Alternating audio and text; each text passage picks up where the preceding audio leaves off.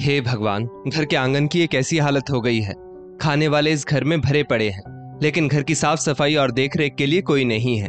खाने की टेबल पर तो सब जमा हो जाते हैं, लेकिन अभी मैं इतनी देर से गला फाड़ फाड़ कर चिल्ला रही हूँ, पर मजाल है कि माँ बेटी सुन ले। मम्मी जी, कोयल, दोनों घर छोड़कर चली गई क्या? अमिता गुस्से में अपनी सास और ननद को पुकारते हुए कहती है। अमिता की सास शोभना जी, जो अपने घुटनों के दर्द से परेशान रहती हैं, किसी तरह लंगड़ाते हुए बाहर आई और बोली, क्या हुआ बहू, घर के सब काम तो हो ही गए हैं। अमिता चिल्लाते हुए बोली, क्या खाक हुआ है काम? ये देखिए आंगन में कितने पत्ते हैं।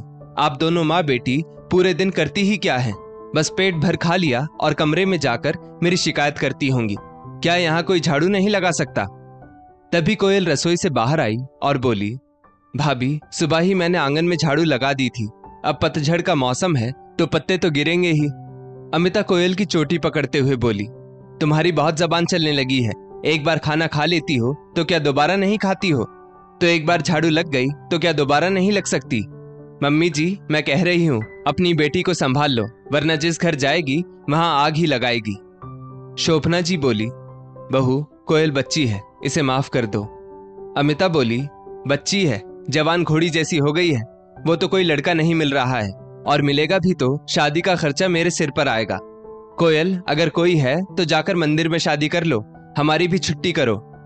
शोभना जी बोली, बहू, ये कैसी बातें कर रही हो? क्या तुम अपने घर वालों से भी ऐसी ही बातें करती हो? आखिर तुम हमारे साथ ऐसा व्यवहार करती ही क्यों हो? अमिता बोली, ये रोकर मुझे मत दिखाइए, आज मेरे भतीजे का जन्मदिन है। भैया ने मुझे बुलाया है। बुलाया तो आप सबको भी था, पर आप सबको ले जाकर मैं अपना मजाक नहीं बनवाना चाहती।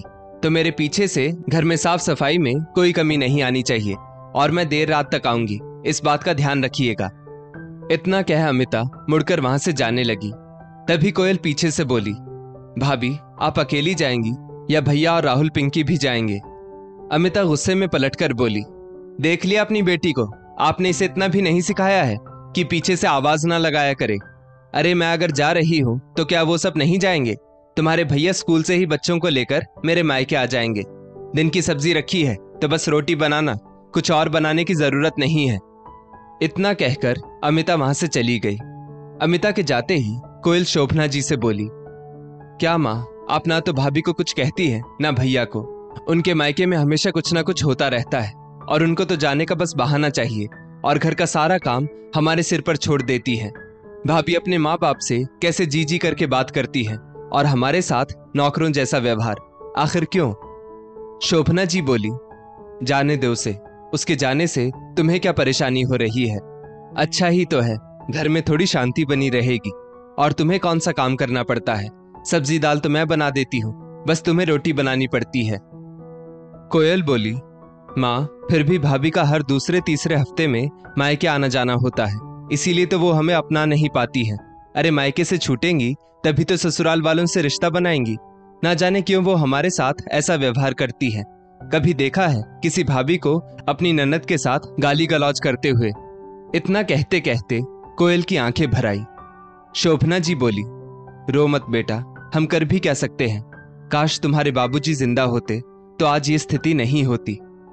कोयल बोली, बाबूजी नहीं है तो क्या हुआ, बड़ा भाई तो है, पर संजय भैया भी भाभी को कुछ नहीं कहते हैं। रोते रोते कोयल अपने कमरे में चली गई। शोभना जी सोचने लगी कि उन्होंने कैसे अमिता और संजय की शादी धूमधाम से की थी। अमिता का मायका बहुत बड़ा है, इसलिए वो हर दूसरे तीसरे हफ्ते किसी न किसी फंक्शन के बहाने अपने मायके चली जाती है। कभी जन्मदिन तो कभी किसी की सालगिरह। अमिता का मायका भी तो करीब 12 किलोमीटर की दूरी पर था।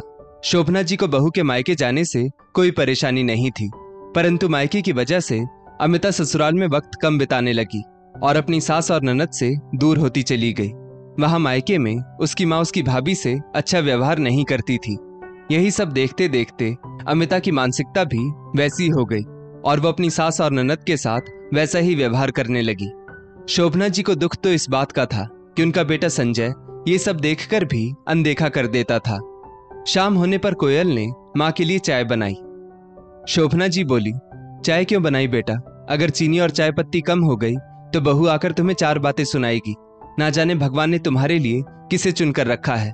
अच्छा होगा तुम शादी करके अपने घर चली जाओ, तुम्हारा दुख भी अब मुझसे बर्दाश्त नहीं होता। कोयल बोली, माँ आप बहुत सीधी हैं। पड़ोस की सलोनी की भाभी को उसकी सास मायके जाने नहीं देती है, इसीलिए देखो वो उसके परिवार की होकर रह गई। अगर आपने शुरुआत में थोड़ी सी सख्ती की होती तो शायद भाभी कुछ और होती। अब जल्दी से चाय पी लो ताकि मैं बर्तन धोकर रख दूं, भाभी को पता नहीं चलेगा। शोभना जी बोली, बेटा दूसरे लोग अपनी बहू के साथ क्या करते हैं मुझे उससे कोई मतलब नहीं, लेकिन मैं अपनी बहू पर किसी भी प्रकार की बंदिश नहीं लगाना चाहती थी। मैं तो यही सोचती थी कि जो मेरे साथ हुआ मेरी बहू के साथ ना हो। और ये भी सच है कि बेटी को कितना भी प्यार करने वाला ससुराल मिल जाए, मायके का मोह कभी कम नहीं होता है। जबकि यहाँ भी आजादी की कमी तो नहीं है। मुझे याद है तेरी दादी मुझे मायके नहीं भेजती थी। वो कहती थी मुझसे अब घर का काम नहीं होता, बस शादी ब्याह में ही मैं अपने मायके जा पाती थी। इसीलिए मैंने अपनी बहू पर बंदिशें नहीं लगाई। काश तुम्हें भी ऐसा ससुराल मिले जो तुम्हें अपनी बेटी समझे। ये कहते कहते शोभना जी की आंखें भर आई। देर रात में अमिता घर लौटी। उसके हाथ में खाने पीने की बहुत सारी चीजें थी। उसने सब चीजों को फ्रिज में रख दिया और फिर अपनी ननद कोमल से बोली, खबरदार जो मुझसे पूछे बिना फ्रिज में से कुछ लिया तो ये लो, तुम लोगों के लिए केक लाई हूं, खा लेना। कोयल ने देखा कि अमिता भाभी ने केक का अच्छा पीस फ्रिज में रख दिया और केक के टूटे हुए टुकड़े दोनों माँ बेटी के आगे कर दिए। कोयल बोली, माँ मुझसे नहीं खाया जाएगा ये केक, हम क्या भिखारी हैं? मैं इसे भी फ्रिज में ही रख देती हूँ, खुद खा लेंगी भाभी। शोभना जी बोली, नहीं बेटा, उस बच्चे की इसमें क्या गलती है, खा लो और उसे आशीर्वाद दो। इतना कहते हुए वो फ्रिज से आटा निकालने लगी। तभी संजय वहां पानी पीने आया और बोला, माँ आप लोगों ने अब तक खाना नहीं खाया, अरे खा लेना चाहिए था ना। कोयल बोली, भैया बड़ी जल्दी आपको अपनी माँ बहन की याद आ गई। संजय बोला, माँ इसे क्या हुआ, ये इतनी उखड़ी उखड़ी सी क्यों है? शोभना जी ने बात को टालना चाहा, पर कोयल कहाँ चुप रहने वाली थी। भैया हमारे ही घर में हमारे साथ कैसा व्यवहार होता है ये आपको दिखता नहीं या आप देखना नहीं चाहते? संजय बोला, कोयल कुछ बातों को नजरअंदाज करना चाहिए। तुम जानती हो अमिता खुद में सुधार नहीं लाएगी बल्कि घर में और कलह बढ़ा देगी, इसीलिए मैं चुप रहता हूँ। अब तुम भी चुपचाप खाना खाकर सोने जाओ, इस बात को यहीं खत्म करो। तभी अमिता रसोई के दरवाजे पर आई और बोली, आप यहाँ क्या कर रहे हैं? क्या माँ बेटी मिलकर आपसे मेरी चुगली कर रही हैं? संजय हंसकर बोला, अरे नहीं, तुम्हारी चुगली कोई क्यों करेगा, मैं तो बस पानी पीने आया था। चलो अब सो जाते हैं, बहुत देर हो गई है, सुबह दफ्तर भी जाना है। इतना कहकर वो अमिता को लेकर चला गया। वक्त बीता। शोभना जी के पति के करीबी मित्र किशोर बाबू एक रोज उनसे मिलने आए और बोले, भाभी संजय जब पिता की पेंशन लेने बैंक आता है तो आप लोगों की खबर मिलती ही रहती है, पर अब मैं भी रिटायर हो गया हूँ, इधर से गुजर रहा था तो सोचा आपका हालचाल लेता चलूं। शोभना जी बोली, बहुत अच्छा किया भाई साहब जो आप आए, उनके जाने के बाद तो लोगों से मिलना भी कम हो गया है। किशोर बाबू बोले, और कोयल बिटिया क्या कर रही है? शोभना जी बोली, उसकी पढ़ाई पूरी हो गई है भाई साहब, बस आपसे एक विनती है। जी कहिए ना, किशोर बाबू बोले, कोई अच्छा सा लड़का देखिए ताकि इसके हाथ पीले करके मैं भी आंख मूंद सकूं। किशोर बाबू बोले, क्यों संजय आप लोगों का ध्यान नहीं रखता? शोभना जी बोली, भाई साहब अपना बेटा शादी के बाद अपना बेटा कहाँ रहता है, बस बहू का पति बनकर रह जाता है। अब आपसे ज्यादा कुछ नहीं कहूंगी, बस मेरी इतनी मदद कर दीजिए। किशोर बाबू 2 मिनट चुप रहे, फिर बोले, भाभी मेरे भाई का लड़का फौज में नौकरी करता है, स्वभाव का भी बहुत अच्छा है। आप तो जानती होंगी हमारा संयुक्त परिवार है, तो मेरी बात वहां कोई टालेगा नहीं। और कोयल बिटिया को तो मैंने बचपन से देखा है, तो क्यों ना हम इन दोनों का रिश्ता कर दे। शोभना जी की आंखों में चमक आ गई। वो रोते हुए बोली, भाई साहब मैं कैसे आपका धन्यवाद करूं, बस इतना जान लीजिए कि मैं दहेज ज्यादा नहीं दे पाऊंगी, शायद इसका भाई कुछ मदद कर दे, या फिर आप अपने दोस्त की पेंशन से मेरी बेटी की किसी तरह शादी करवा दीजिए, मैं जीवन भर आपका उपकार नहीं भूलूंगी। किशोर बाबू ने भरोसा दिया और फिर आने का कहकर चले गए। शाम में जब संजय दफ्तर से आया, शोभना जी ने उससे कहा, बेटा संजय मैंने तुम्हारी बहन की शादी एक अच्छे परिवार में तय कर दी है, जितना हो सके तुमसे तैयारी कर लो। अमिता बोली, अरे ऐसे कैसे तय कर दी, और हम कहाँ से खर्च करेंगे? हमारे पास तो पैसे ही नहीं है। बेहतर होगा आप अपनी बेटी की शादी किसी मंदिर में कर दीजिए। शोभना जी बोली, बहू, मेरी एक ही बेटी है और मंदिर में भी अगर शादी करूंगी तो पैसे तो खर्च होंगे ही। और क्या लड़के को कुछ नहीं दूंगी या फिर बेटी की विदाई नहीं करूंगी? अमिता बोली, मैं देख रही हूं आपकी जबान भी आपकी बेटी की तरह ही चलने लगी है। सुन लो जी, मैं आपको एक पैसा खर्च नहीं करने दूंगी, फिर चाहे आपकी माँ भीख मांगकर अपनी बेटी की शादी करें या खुद को बेचकर करें। शोभना जी बोली, बहू, तब तो मेरे पास बस एक ही विकल्प बच जाएगा। संजय बोला, और वो क्या है माँ? वो बोली, मैं इस घर को बेच दूंगी क्योंकि मैं अपनी बेटी के सपनों को पूरा जरूर करूंगी।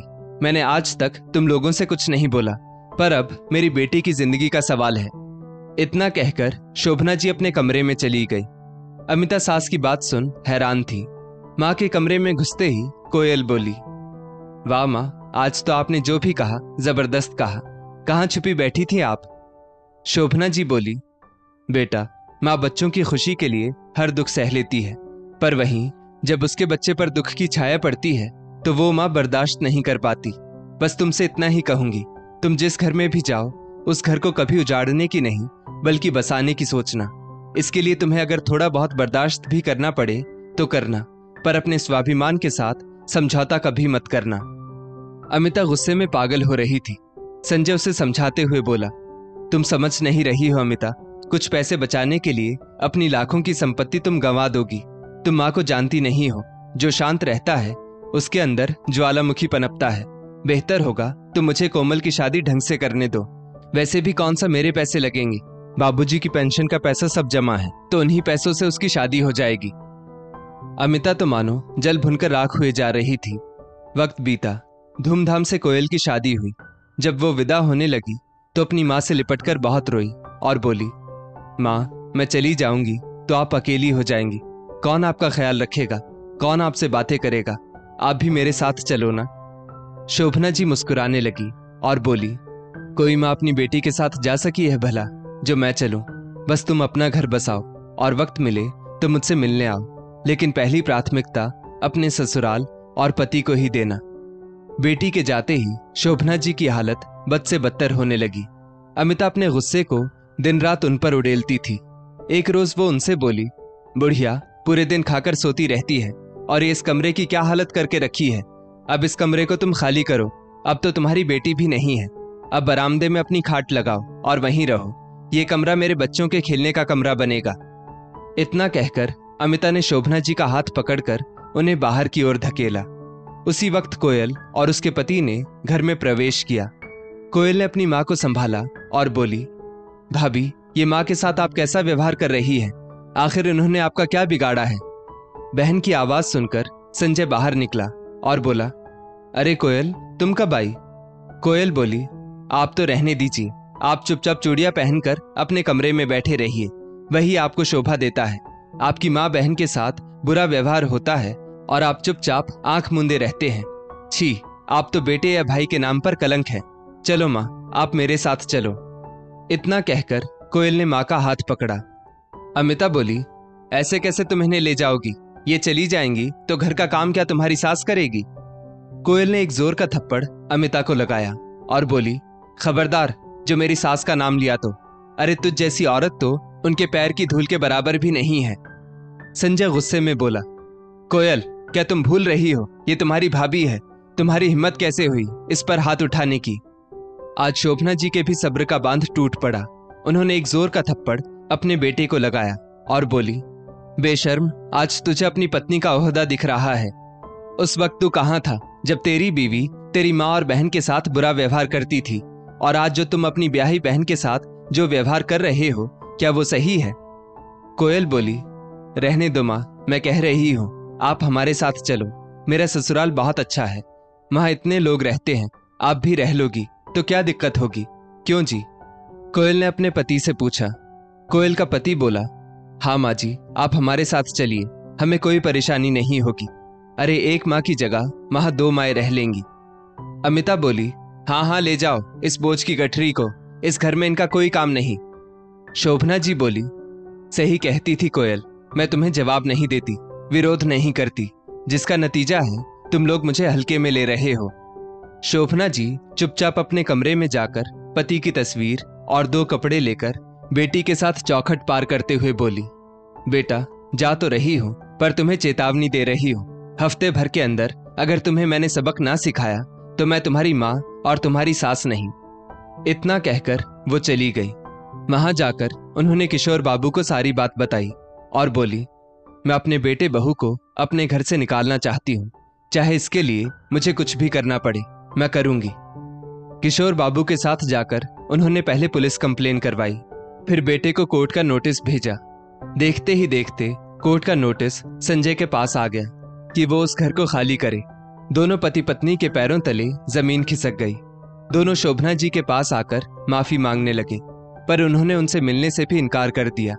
सब कार्यवाही होने के बाद शोभना जी ने उस घर को बेचने का फैसला किया और वो अपनी सहमति से मथुरा के एक आश्रम में रहने चली गई और अपने सारे पैसे उन्होंने अपने अकाउंट में डाले, ताकि जब तक वे जीवित रहें उन्हें कभी किसी के आगे हाथ ना फैलाने पड़े। और मरणोपरांत उनके आधे पैसे आश्रम के और आधे पैसे उनकी बेटी के नाम कर दिए गए। दोस्तों, इस स्टोरी को लेकर आपकी क्या राय है, नीचे कमेंट करके जरूर बताइएगा। और ऐसी ही और भी बेहतरीन वीडियोस के लिए हमारा पेज जरूर फॉलो करें। धन्यवाद।